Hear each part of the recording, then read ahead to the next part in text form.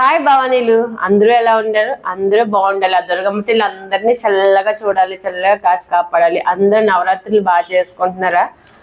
ఇంటికాడ పూజలు చేసుకుంటున్నారు అందరూనే.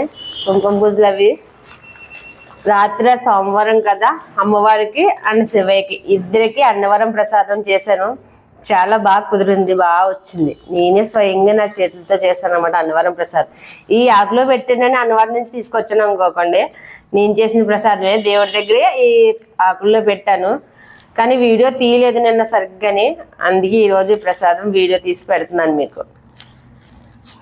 నిన్న పూజ సమయంలో పెద్ద ఇంట్రెస్ట్గా పూజలో ఉన్న ఇంట్రెస్ట్ వీడియోల మీద ఉండకూడదు కదా, అందుకే ఏదో స్టాండ్ పెట్టి తీసాను కానీ సరిగ్గా రాలేదు, అందుకే వీడియో ఏం పెట్టలేదు.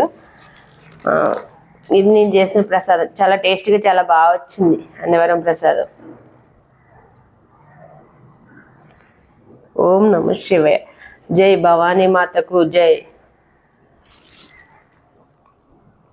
కానీ మనం ఎంత చేసినా అన్నవరం ప్రసాదంలో అయితే మట్టి రాదు. మనం అలా చేసినా సరే, అన్నీ చేసినా సరే అక్కడ టేస్ట్ అయితే రాదు మనకి.